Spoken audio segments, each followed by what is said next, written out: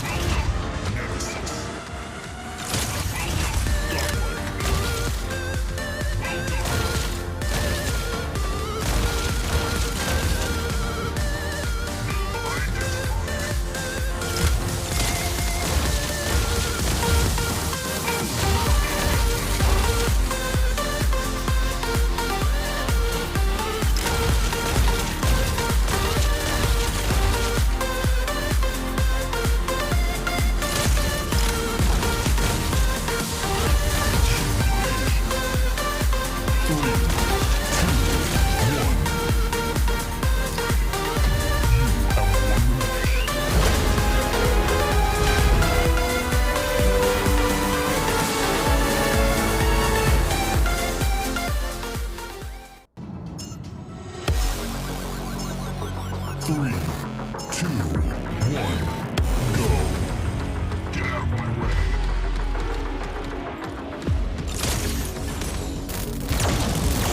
First blood.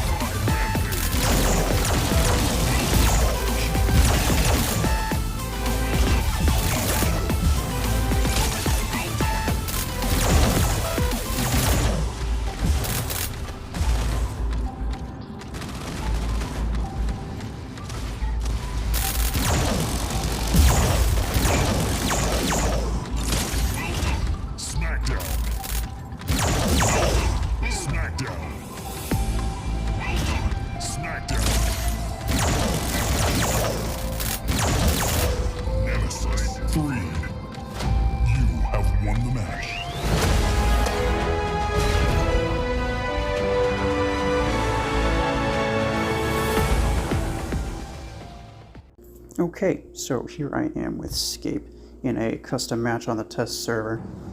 Now, there were a few questions that we had,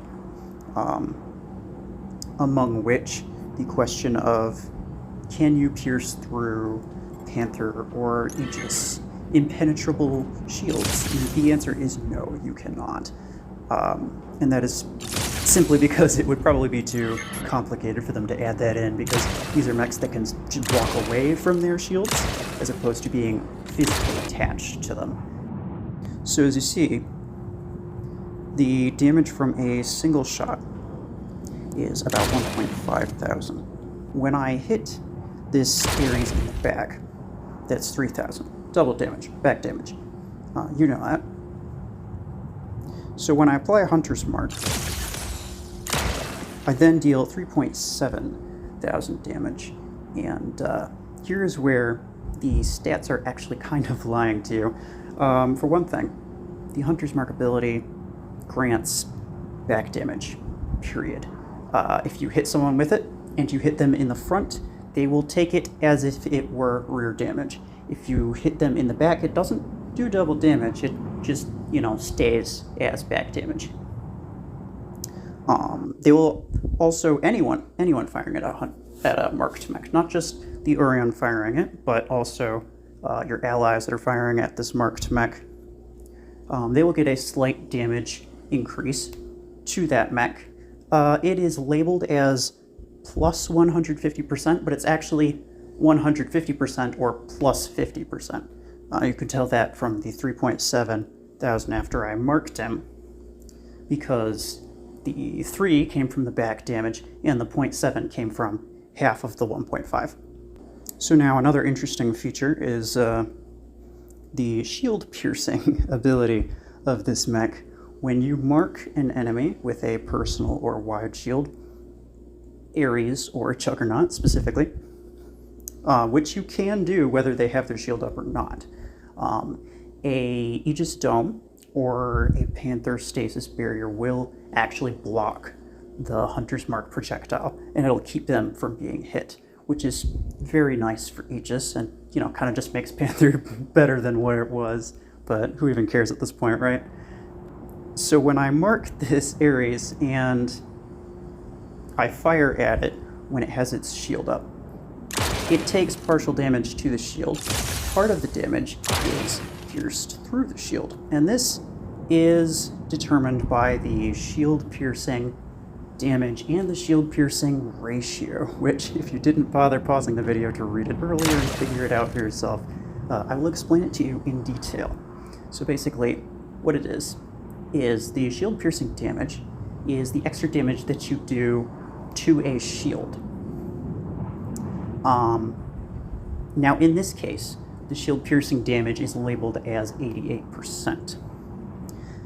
That does not mean that you get 88% more than 1.5 done to the shield, because clearly that is not what happened, right? You got 2.8. This 2.8 is a combination of both the HP damage that I'm taking and the shield damage that I'm dealing. In this case, the difference between the shield piercing damage and the shield piercing ratio is that the shield piercing ratio is how much of the damage goes through the shield. 66% goes through the shield and deals double damage. That is where 1.9 comes from. And the other 0.9 is a culmination of the 34% plus 88% of that 34%, which ends up being 64% total, in case you were wondering. And yeah, that makes up the other 0.9, I should say. The shield piercing ratio and damage are both specific to Orion. So if you were to mark a Juggernaut and someone else were to fire at it, the shield would block all of the damage until the shield is down. Orion is the only one, after marking someone, who is able to punch through the shields and deal damage to the HP also. So the shield piercing damage implant is plus 40%, even though the shield piercing ratio is initially 66%. That makes a total of 106%, and I think that's referring to the 150% total damage that you'd be doing when you are firing at someone with a shield. Now, it's important to note that when you pierce through a shield, the damage that pierces through does not get that 50% extra damage. The damage that pierces through, from the calculations that I did, which actually took a while to figure out because me and Scape had no idea how it was working, the 66 original percent of damage that pierces through the shield does not get 50% damage boost. It gets the ×2 damage from the back. Unless you're shooting at like the back of a Juggernaut who has the shield up, then you're not technically dealing any extra damage because it's already hitting the back, but you get what I'm saying. You hit someone in the front who has their shield up, you'll still do the back damage, like you always will when the Hunter's Mark is active. Every ally who fires at a marked mech will deal 50% extra damage and deal back damage. So you essentially are dealing like 3 times the amount of damage, which is absolutely absurd, and you can kind of tell how ridiculous this is based on the gameplay that you saw earlier. I'm thinking this mech is honestly a little bit over the top. I love the complexity of the ability. What I don't love is the fact that it's kind of just too good at everything. It makes tanks more obsolete than they were before, which, trust me, they were the worst types of mechs to bring into battle, honestly. Tanks don't really have much place in the game anymore, and now they have even less. It's very fast for what it is. It has too much HP, too much firepower. If it was a light mech, wouldn't complain. If it was a slower mech, like maybe 18 kph, wouldn't complain, because then there's a clear balancing mechanic. But as of right now, I cannot determine any clear balancing mechanic. And this is honestly very dangerous, because there are very, very few mechs with no real balancing mechanics. Even Panther and Surge have one. Like, Panther and Surge are both relatively weak in terms of HP. This thing is really not. It's more hefty than a Guardian, and a Guardian is pretty hefty. You slap a max legendary pilot on this guy, and he's gonna get like 150,000 HP. So I think that's the main takeaway. I think this thing is going to be very OP for a very, very long time. I really hope that they nerf it, or at least release it differently from what I'm showing you in the server right now. If not, then I don't know what to say outside of that. You know, you're gonna want to take every chance that you got at getting this thing, because it's very likely going to be extremely good.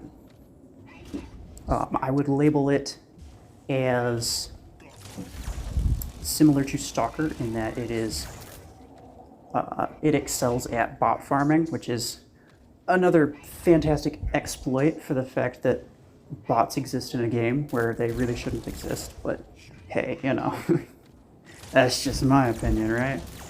Overall, do I like this mech? I think I like the idea of this mech more than I like the actual thing. But who knows, you know? Maybe they'll finally nerf something outside of Surge's ability radius just to buff it back up again. But we don't talk about that. Anyway, I wish you guys luck in the upcoming Orion events. I hope you guys get one, at least one of you do, and if you do, feel free to let me know, because that would be fantastic. I will see you guys later.